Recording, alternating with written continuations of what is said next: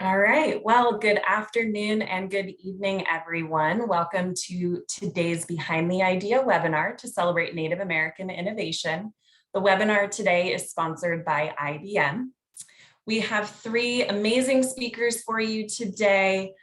Gary, who will be our moderator, he is currently with Kyndryl. He is also the board chair of ACES. We have Tara, also from IBM. And we have Andrea from Natives in Tech, who also serves on the ACES board. Before we get started, I did want to share some information about some free programming that the foundation is putting on in December. As part of our 3-day awards celebration, we will be hosting sessions specifically for students who are interested in innovation and entrepreneurship. You can sign up online for free. If you have any questions, please feel free to email us at foundation@ipo.org, or you can follow us on social media or check out our website to get more information about the upcoming activities. So with that, I will pass things off to Gary to get us started today. Okay, Kristen, thank you. So to get started, we're going to get the audience involved up front and early here, and we're going to go through just a few poll questions just to kind of help set the stage and set the context for the conversation.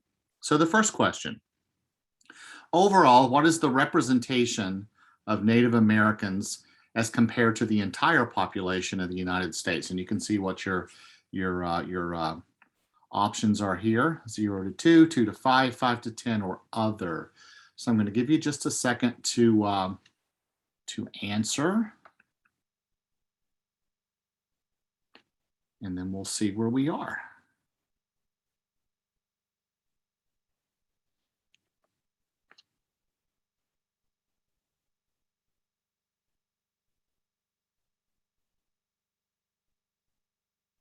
Okay, let's see what the answer is. So the answer is 2 to 5%. Now, if you flip to the next page, it's a little bit of a tricky question, right? So according to the Census Bureau in the US, the total population of Native Americans is about 6.8 million, which is just over 2%. So for some of you like me who had heard we're 2% of the population, you might have gone 0 to 2, but it's actually 2 to 5 because it's slightly over 2% of the entire population. But nonetheless, still a pretty small percentage.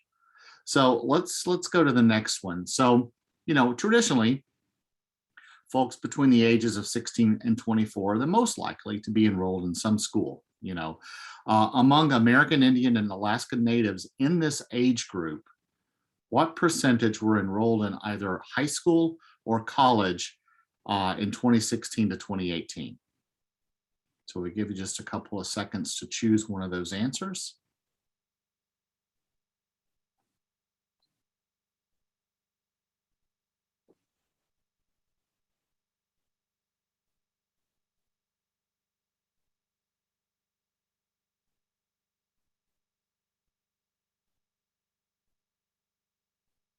Okay, let's see the answer.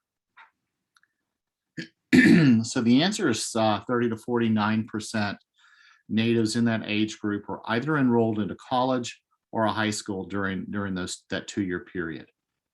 So if you flip to the next page, we've got just a little bit more information here for you. There we go. The total percentage is actually around 42%, and that is significantly lower than the national average of 53% of the same age group, 16 to 24. So as a group, natives are significantly lower in terms of the percentage of people enrolled in either high school or college. And we're going to dig a little bit more into that in the next few questions here.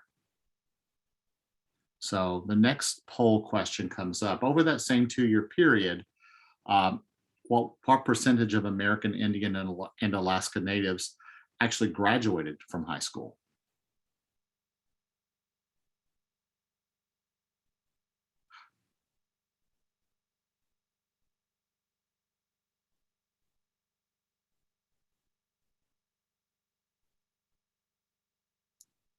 Okay, let's see where we are with that. So it's 30 to 40% I'm going to flip to the next question, go a little bit more now into higher education. In that same 2-year period, how many American Indian and Alaska Native folks earned a bachelor's degree or higher during that period?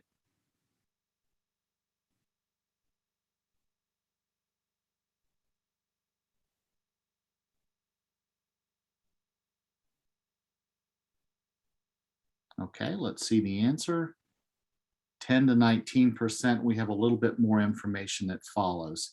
So look, this is 16.7 is the actual percentage of American Indian and Alaska Natives during that period that earned a bachelor's degree or higher, compared with nearly a little over twice that against the overall population. So that may or may not come as a surprise to you. That may or may not come as a bit of a kick in the stomach if you happen to be natives. But whether we're talking about issues of opportunity, access, cultural issues, maybe even financial issues, or institutional issues like whether or not our undergrad or high school educational systems are getting students prepared to go to college, or is it a technology issue? They don't have the tools and technologies to be able to prepare or participate, or maybe it's even a support issue from their communities.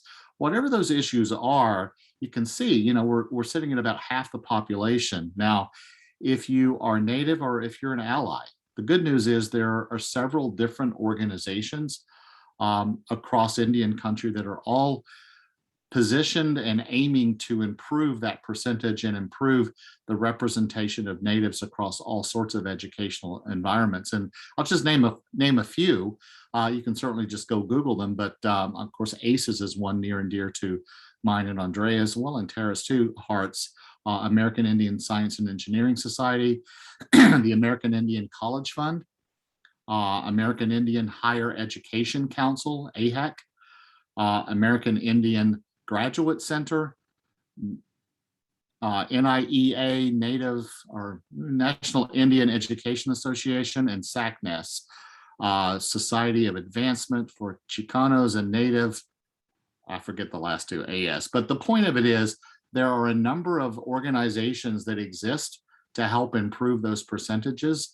And I would encourage you to, if this is something that's a passion of yours, or something that having seen those numbers spark some sort of interest or some sort of action, those are really good organizations, all 6 of those, to jump in, whether it's a financial donation or whether it's volunteering some of your time through any of their programs, mentorship and things of that nature. So yeah, the number's low, but we can make the number better. And I would encourage you to be a part of helping make that number better. So with that, let's go into our panel discussion. And so I want to thank Andrea and Tara for both being here with us and participating in this panel around Native Americans and innovation. And so I'm going to ask both of them to just kind of quickly introduce themselves. And as they talk about who they are, share with the group a little bit about the role that you're currently in, what you do for your corporation or what you do for your where you work, and share a little bit about how you got there and why you're there. What it is about that role that kind of lights your fire, so to speak. So Tara, let's start with you. All right, thank you, Gary. So my name is Tara Astigaraga. I'm an enrolled member of the Choctaw Nation of Oklahoma. I work at IBM, and I've been there for, I just hit 20 years. I joined right out of college, went to the University of Arizona. So bear down, any U of A folks out there. What I do right now, I work in storage and solution tests. So a lot of the hardware and software that businesses and industries use has to get tested together somewhere, and that's what my team does. So we bring together a lot of different components and make sure that they're ready for, to go out and for folks to build solutions in the field. Excellent. And how did you get there and why did you get there? Why did you go there? I got there honestly on accident. I I was a Spanish linguistics and communication major at the University of Arizona. Wasn't sure what I wanted to be when I grew up, and through the Native American, it was NASA, Native American Student Affairs at U of A. I got an internship opportunity at IBM. I thought I was going to be doing something more in marketing or communication, and it ended up being an engineering role. I had zero background in that space and decided to go for it anyway with some encouragement of some of the people I was going to be working with. And it ended up being something I absolutely loved. So 20 years later, you know, still in the field, still loving it, still learning more all the time. And I did end up going back and getting a master's in computer science after the first few years at IBM, just so I felt like I had a little bit of background in the space that I knew I wanted to keep working in at that point. Yeah, I think a lot of us wind up doing things we never thought we'd be doing as our career advances, and that's okay. We all evolve, right? So Andrea, how about you? What are you involved in now, and kind of how did you get there, and why are you there? What drives your passion? Right. So my background, I'm a citizen of the Iowan Band of Miwok Indians, and the reason why I just get into everything that I do is I want to make a difference in people's lives. I want to make impact and provide opportunities. I do a lot of volunteering, but and that's what led me to Natives in Tech and the role that I'm in. I was brought on to the organization in July, and it was out of a really organic conversation after a long few months of career job hunting. I got back in touch with Adam Revlo, the founder, and asked how I could help. What did he need help with at the organization? I knew their annual conference was coming up and just wanted to support other Native technologists like myself. So I had a conversation with him. He said that the organization was growing and they were looking for an executive director. And I offered to help with some of the tasks that were involved in that. And it ended up with me taking the position. So he brought it to the board voted me in, and here I am. And it's about representation. I think when I got into tech, that in and of itself was a shock to me after being a teacher for nearly 20 years. Made that career shift, but still wanted to have that same feeling and supporting others. And that's just how I made that pivot. But representation is what really drives me because we are very invisible in the space, and it's creating those platforms to elevate those voices and amplify the work that we're doing and to get more folks involved. Okay, thank you. So for the audience, on the lower right of your screen at the bottom, you should see Q&A, and that is the mechanism by which you can send questions in for our panelists who would be happy to answer. And while we wait for some of those, I'm going to proceed with a few questions of my own. Both Tara and Andrea spoke about their tribal affiliations. I did not say it up front, but I'm an enrolled member of the Chero and Akanataway Indian tribe. It's based in Virginia historically, and I was at IBM for a number of years, just like Tara, but I guess officially retired at the end of August, and the very next day officially started at a brand new company, which is an IBM spinoff called Kyndryl. So I guess it's safe to say I'm do a really poor job at retiring, but I'm back at Kyndryl and enjoying my my job there. So while we wait for questions to potentially enter the Q&A, let me go into an area that we often hear about, and that is traditional or native knowledge. I remember a discussion from, I think it was the tribal chairman of the Pechanga Band of Mission Indians out in California, talking about the aerodynamics behind a particular device that was historic in his culture that was used to, well, essentially take down rabbits in the field for food, right? But the science behind that, so whether we're talking about something like that or whether we're talking about, agricultural practices that are, centuries or even longer old, the interdependence of three sisters, right? The corn and the beans and the squash all growing together and feeding each other. All of these are examples of traditional native science or traditional native traditions.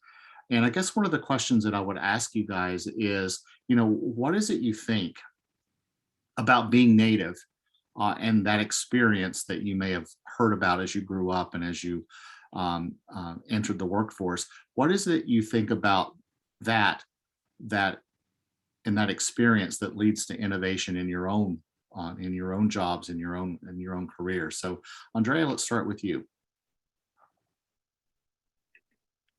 Sure. When I think about natives and what we contribute to the STEM field, science, technology, engineering, and math, it wasn't apparent to me in the very beginning. It was just this knowledge that, we were basket weavers, we processed acorns, that all of these things that come along with culture and tradition and our ways of life.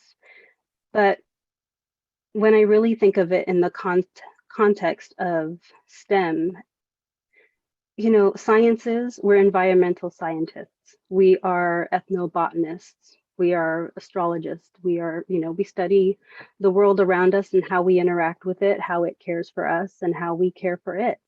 And that in and of itself is a way of traditional knowledge coming into, the science portion of STEM.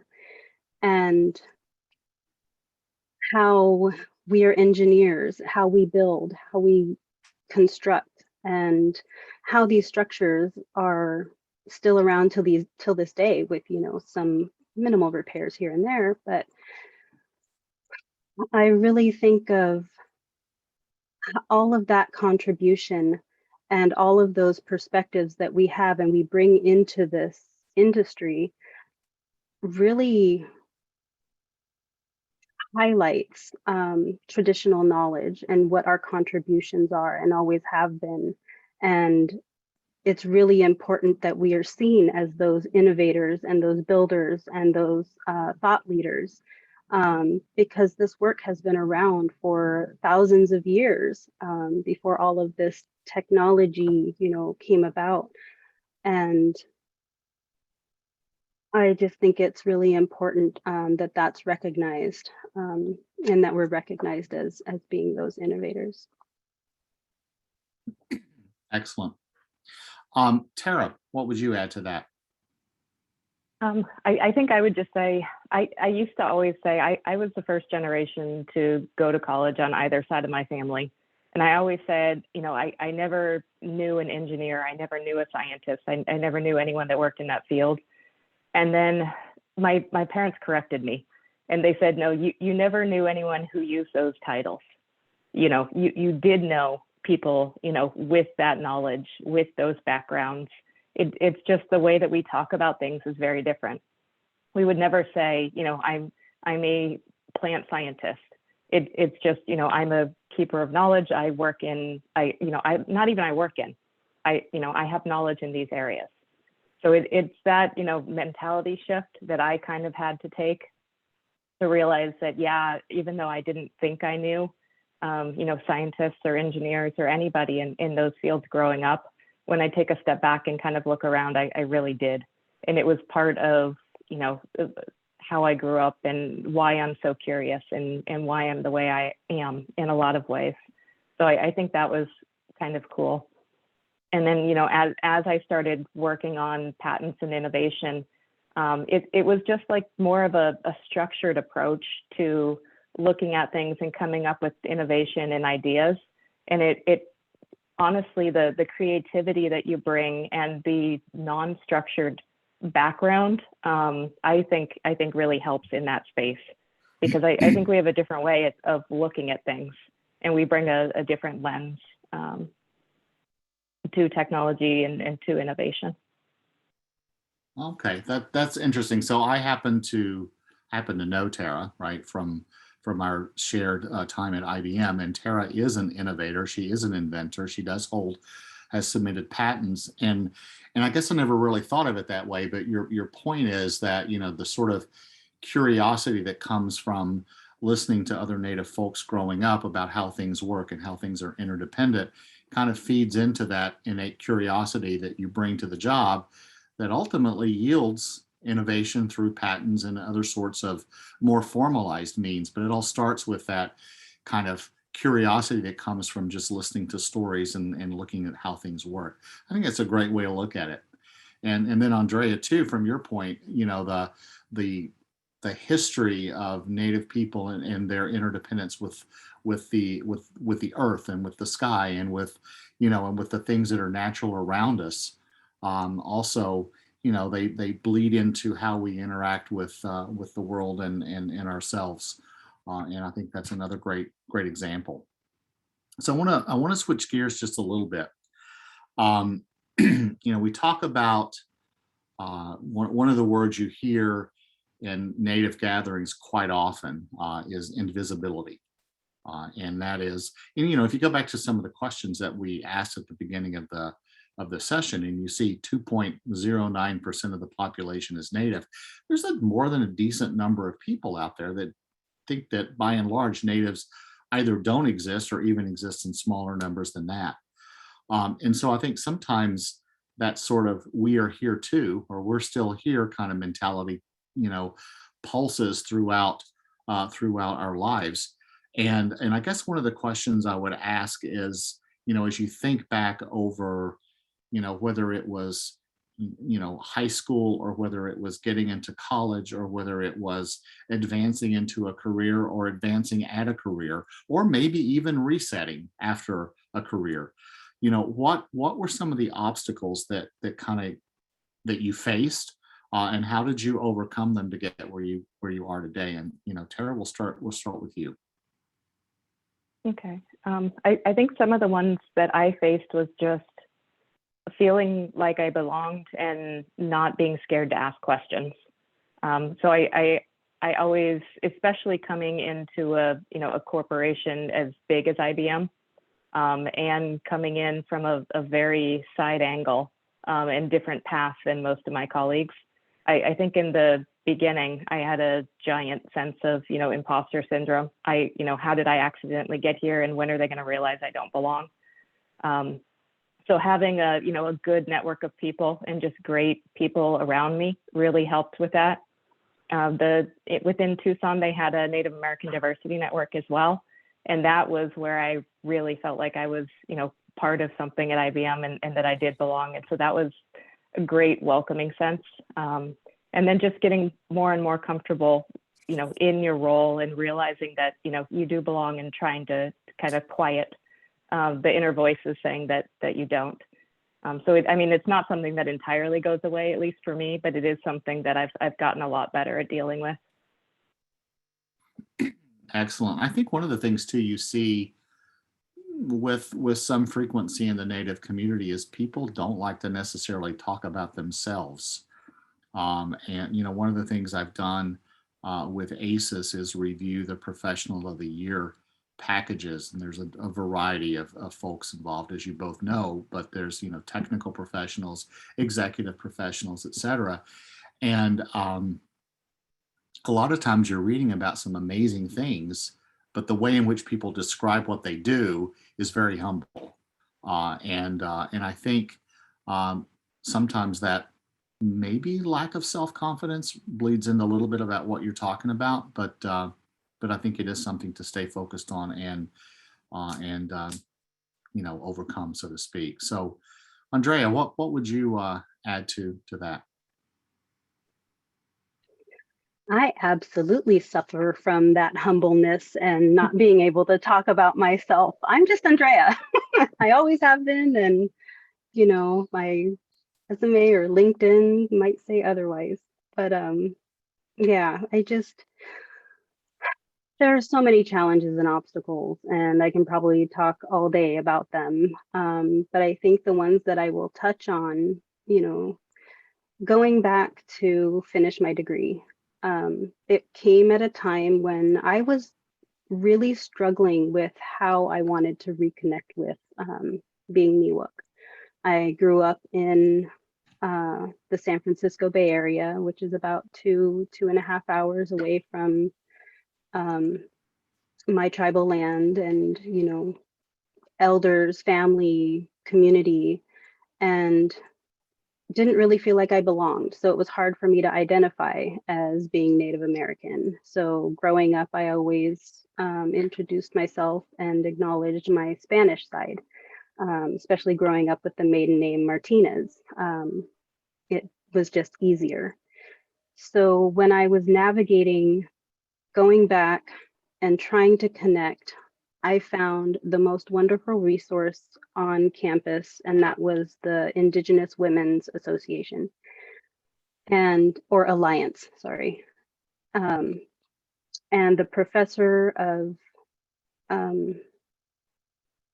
American Indian Studies was leading it. And I connected with her right away, and she was able to, I guess, bring out some things in me that I didn't know were there, an interconnectedness. And if I really wanted to connect, I needed to find a way. I needed to make it happen. And she supported me in my thesis work, which got into language loss and its effect on identity.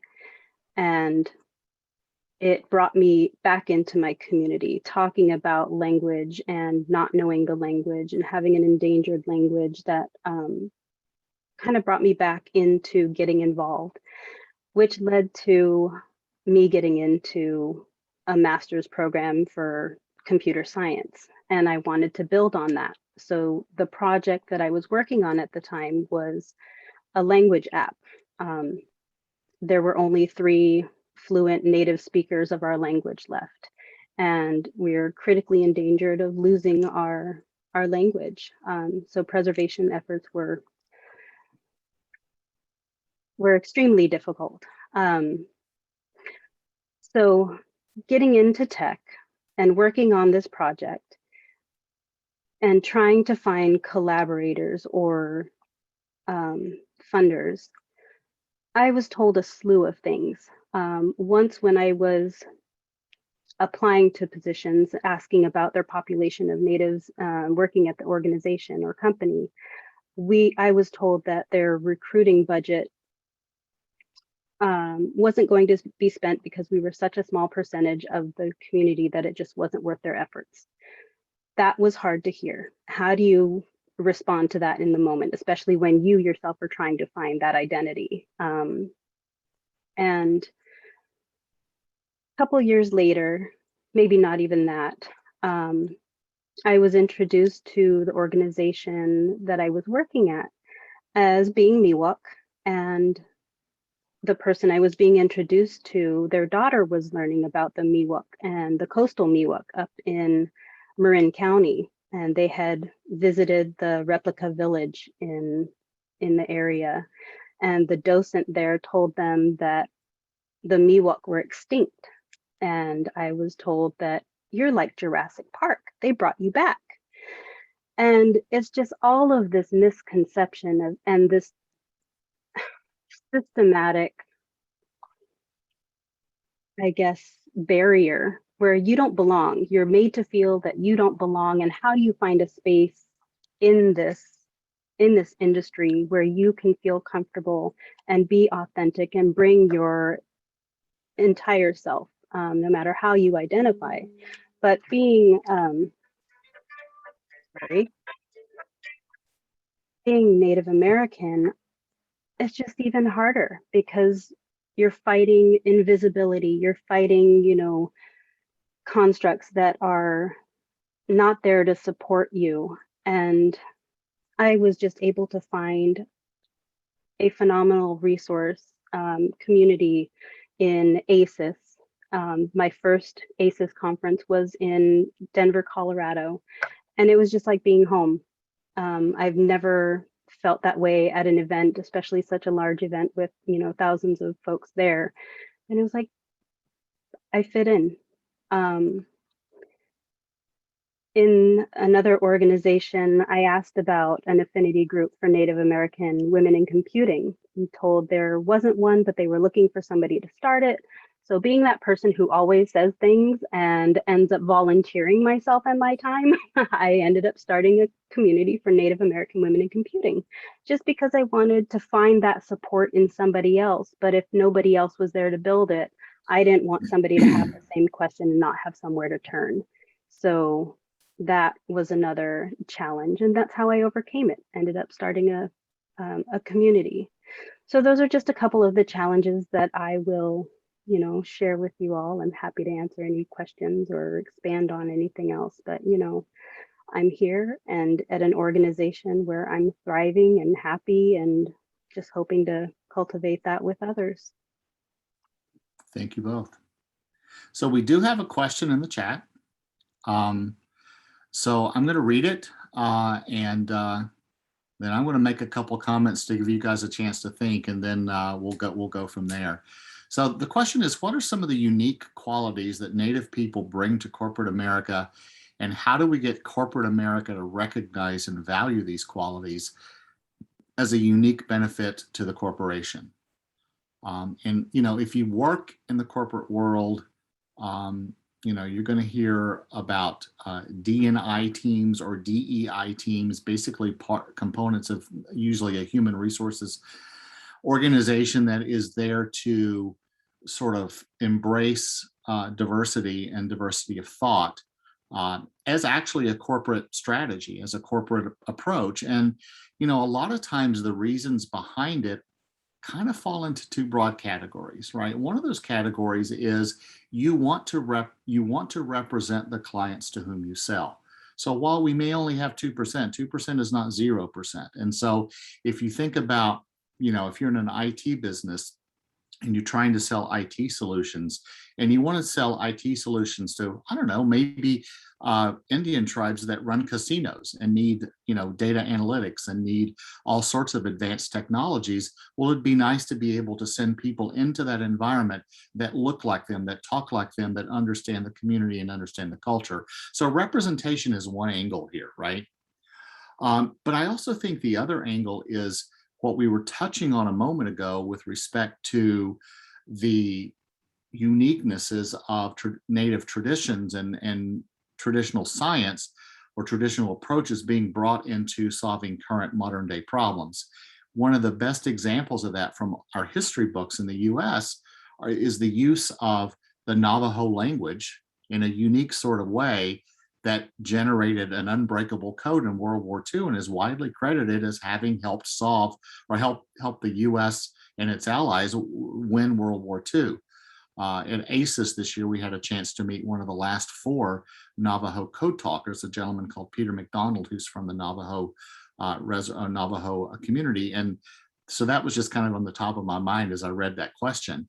But I mean, I think it's both aspects. One, it's, you know, the uniqueness that comes from cultural experience or from Native experience, but it's also representation and looking and being able to represent your clients. So Tara, what would you add to that, or how would you answer that question?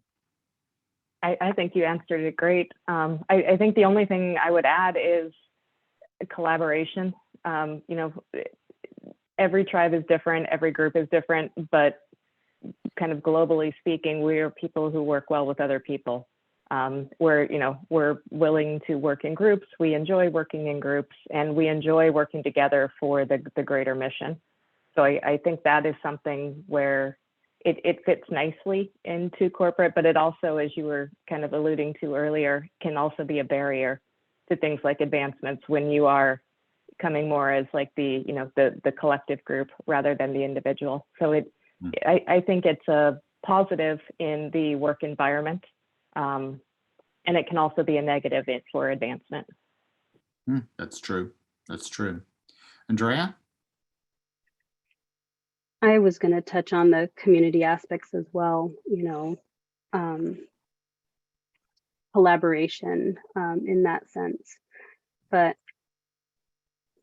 I don't know, I feel like we're always trying to prove ourselves or always being asked to prove ourselves. And I think we've done enough of that. And I can see, in the community that we have at Natives in Tech, these builders are just, or innovators are just doing amazing work, with AI, machine learning, apps, speech recognition, language revitalization, so much technology that's being utilized and created by Indigenous people, that the information's out there and it can be utilized in any tech space. So yeah, I think you answered it perfectly, and that's all I have to contribute. Okay, thank you. I want to switch gears just a little bit, and I want to talk about how all of us, Native or not, advance throughout our endeavors, whether that's educational or professional.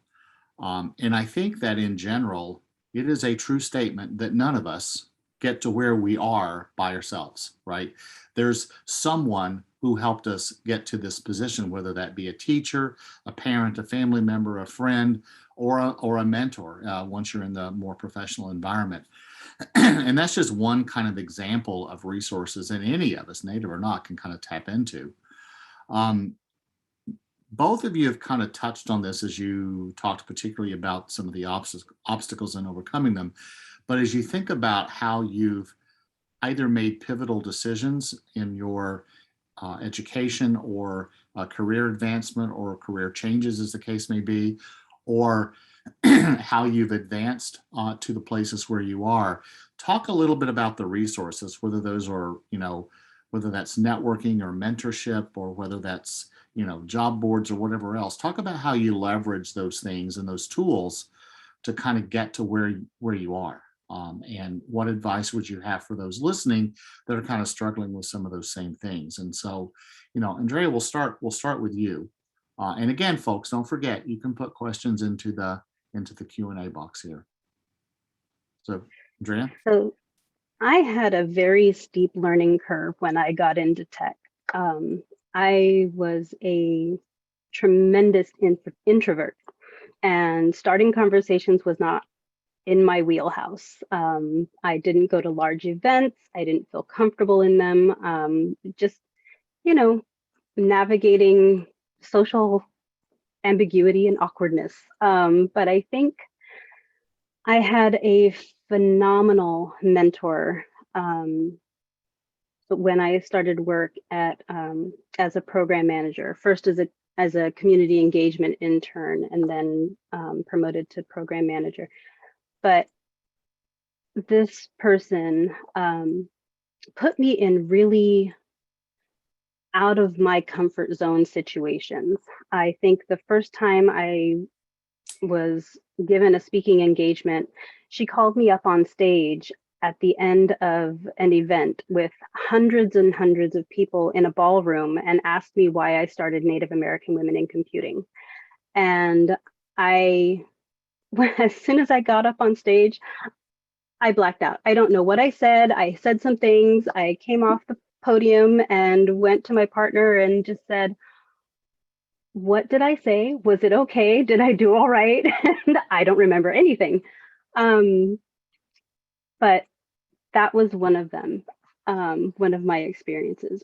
But after that, putting myself into those situations made me more comfortable, moderating panels, actually putting in a proposal to speak at conferences. And I know it was hard to really get out of that comfort zone, but it enabled me to make connections, to learn about more organizations, more communities, more people, grow my network. And with all of that came opportunities and, partnerships. And not only did that help me along the way, but I'm able to now use those connections as resources for other people. So I still will always get nervous, and it takes me a little while to settle into speaking engagements like this, but that's a part of growing and um, and learning and just expanding your experiences and opportunities.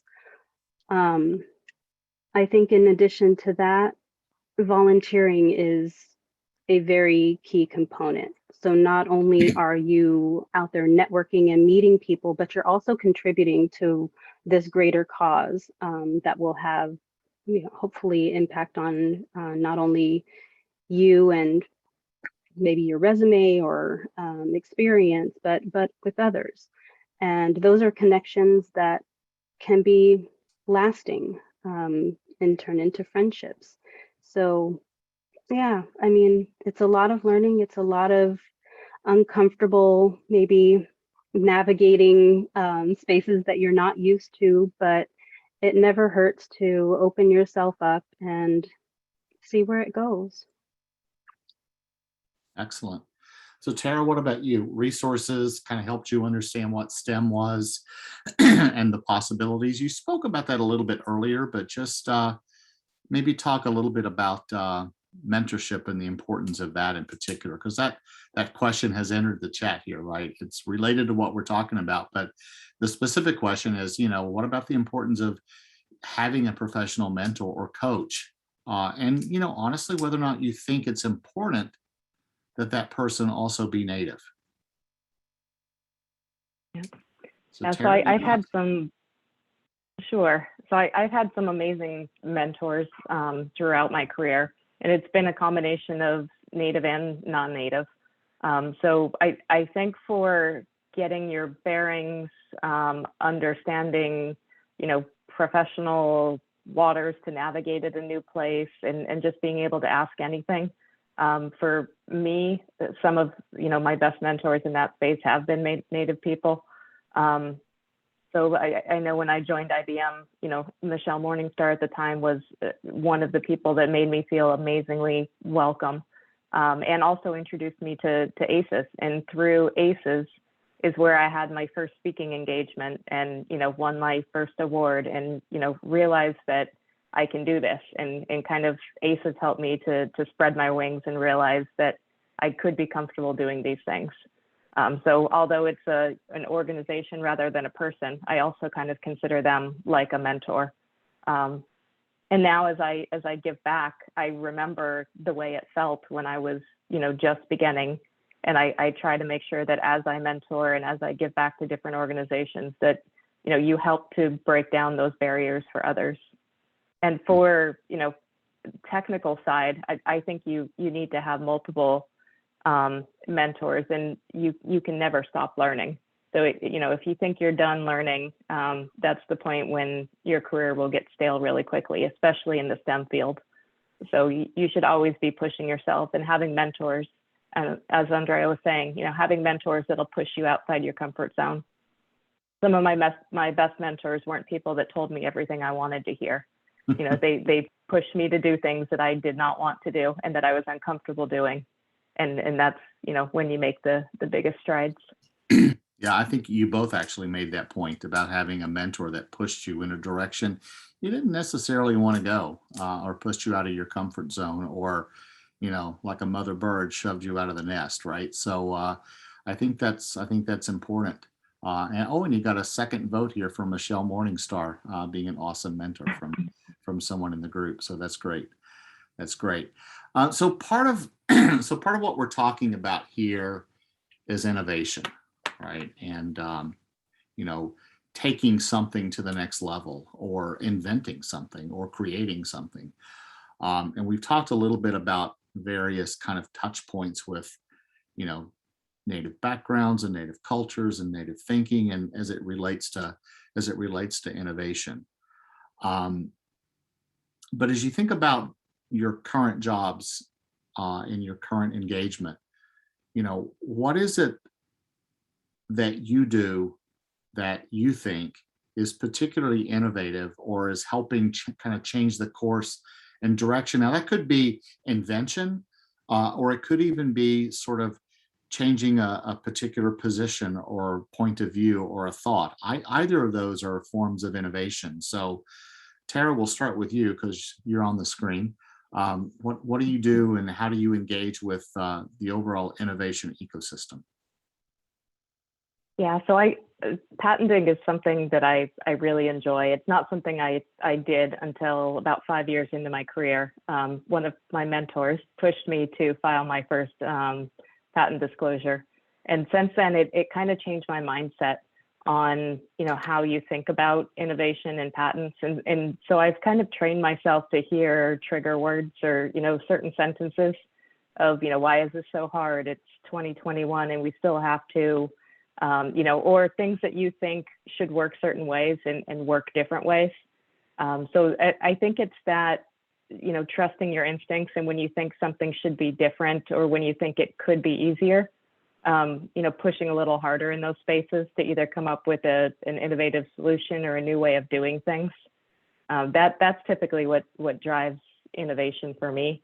And it's a combination of work problems and just problems in spaces that I'm interested in that I might not be working on at the time. So I'm going to put you on the spot just a little bit, and Tara doesn't know I'm going to do this, so I apologize. But I know one of the things, Tara, you've done at ACES conferences as an example is engage students and professionals on the subject of innovation. You've run sessions and kind of helped them understand, you call them trigger words, but how do you know when you've got innovation, that may be patentable in your hands? How do you recognize that? And what kind of advice would you give others for how to think and come up with some of those thoughts? Yeah, if you think that you have something that you've never heard of before, the first thing that you can do is just go to the U.S. Patent Office, uspto.gov/search, I think, or if not, Google that and you'll get to the right place. And you can put in keywords and see what comes back. You can also use DuckDuckGo, which is a search engine that doesn't track you. So you can put in, keywords, innovation, or what you're thinking and see what might already exist in that space. And you can kind of quickly see what's out there. And that can also trigger additional thoughts in your process as well. So if I'm working on A, and while I'm working on A, I see all kinds of other interesting things while I'm researching that, it might even go and make my idea even better, or change my train of thought and have me go down another path. So I think just being curious, realizing when you have something that might not already be out there, and then not being afraid to kind of jump in and not being limited by the fact that, being an innovator or being an inventor is something that only certain people are. I think the threshold for entry there is a lot lower than people think. You just have to be creative and willing to do some work. So the short answer is, if you think you've got something unique, if you think you've got something you've never seen or heard before, there's a decent chance you're right, and explore it. And I think the other thing that a lot of people don't realize is you don't have to actually have built the thing to patent it. Correct. You just have to have enough information to show that it could be implemented and explain what you would be doing. Yep. Yeah, I know folks who have patents on things that are process related, not even end product related, and those are sometimes the most valuable, even in terms of actual monetary value of a patent. So anyway, thanks for that. I appreciate that. Andrea, what about you in terms of innovation? How do you engage with innovation in your day-to-day activities? I think the most upfront is our GitHub repo and all of the projects that our community members have contributed to. In addition to our, how would you call it? We're their fiscal host. So an organization that we're affiliated with, Indigenous in AI, just the work that they're doing in that space is really advanced, not just for the projects that they're working on, but in general. And me, myself personally, last year I was helping a friend of mine who's working on a SaaS product and wanted to go through the patent process. And we really had trouble navigating that. And I would really like to bounce some ideas off of you, Tara, and navigating that space. Sorry to put you on the spot as well, but I have some questions. Yeah. Because the patent website is not very friendly to folks who are newcomers to that space. Yep. Yeah, there are some tools out there for newcomers, but I mean, I'm welcome to answer questions, or I don't know how that phrase goes, but yes, reach out. Excellent. Well, in fact, we have a question from the audience here that says, "Hey, Tara, have you ever considered becoming a patent attorney? You have an incredible background for it." So what do you think about that? Another career change? No. No, I enjoy thinking of innovations. I enjoy, writing up the beginning idea, and I enjoy working with a patent attorney to turn it into the complex legalese that I can barely read at the end. But no, I have collaborated a lot with patent attorneys on looking at innovation in certain spaces, or looking at, bodies of work by certain companies. So I like that space and I like working in it, but I also like my day job. Understand. I mean, and I think, as just to explore this notion of innovation just a little further, we've spent some time here talking about innovation as specifically as it relates to, in a sense, monetizing innovation through creation of patents, and protecting that innovation, and the ownership of that innovation to eventually turn it into revenue or a monetization type effort. But innovation also comes in other varieties, which may or may not ever be monetized. It simply comes through the thought and through the idea of creating new ways of doing things, doing the same thing in a different way that produces a result faster or more efficiently or more effectively, or any of those kinds of things. And that can show up in your professional life. It can show up in your volunteer activities. And so while certainly patents are a major part of of innovation, especially in a corporate world, they are not all of what innovation is about, right? And so I think for the folks listening, innovation is all about opening your mind, and looking for new and different ways of doing either new things or the same thing in a better way. Sometimes those things are patentable, and sometimes they aren't, but it doesn't lessen their value, even if they're not. So I think it's just keep your mind open. Does that sound right? Sounds great. We've got just a few more minutes left. All of us are in some form of a STEM related career. Some of us have been in it for our entire career. Some of us came to it later in our career. Some of us, had specific STEM related education that was, in advance of the career beginning, and some not. And so I think the message behind it is, in many ways, if this is where you want to get to, there are many, many paths to get here.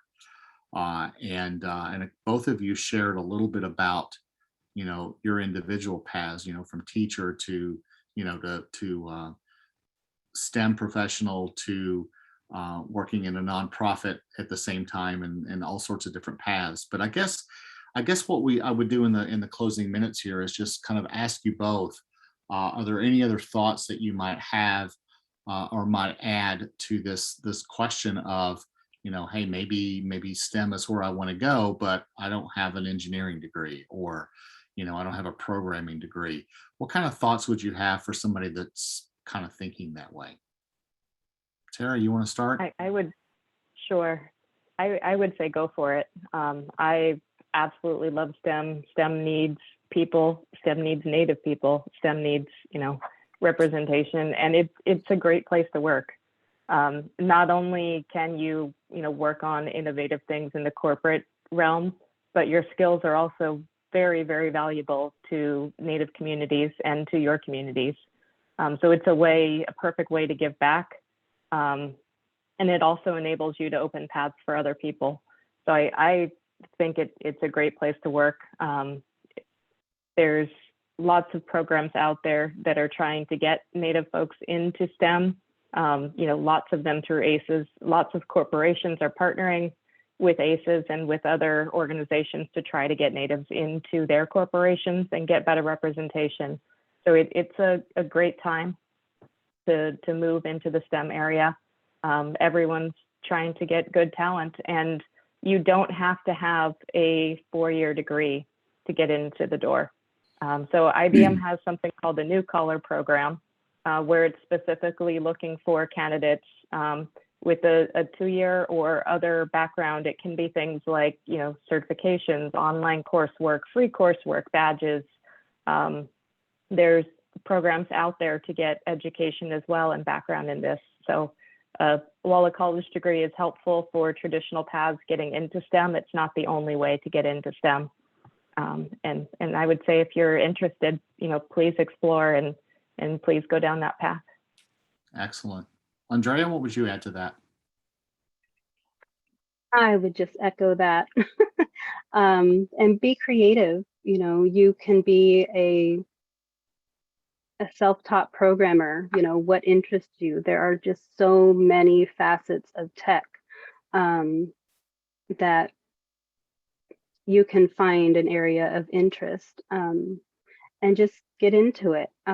Find support communities, find somebody who has had similar experiences. I'd be happy to be a resource and put somebody in contact with folks who could be of help, either be a mentor or a pair programmer, or just somebody who can introduce you to some topics. Mine came by fluke. I took an accidental class and loved it. And,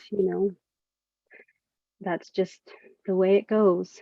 So yeah, just find something that you like to do and find a way to incorporate tech into it. I'm sure there's a way. That's great. So look, I want to take the opportunity to thank both Andrea and Tara. I have the good fortune of having known them both before we came here, and I want to thank them for their passion and their thoughts, and their open minds and open hearts as they answered these questions. And I think I speak for all three of us when I say, we talked about mentorship in the beginning. Find any of us on LinkedIn and connect. That's part of how you grow your network. We're all here. I think we're all motivated and anxious to be any kind of resource we can. So find us and link. And thank you for your questions and thank you for your attention. And with that, Kristen, I'll turn it back to you.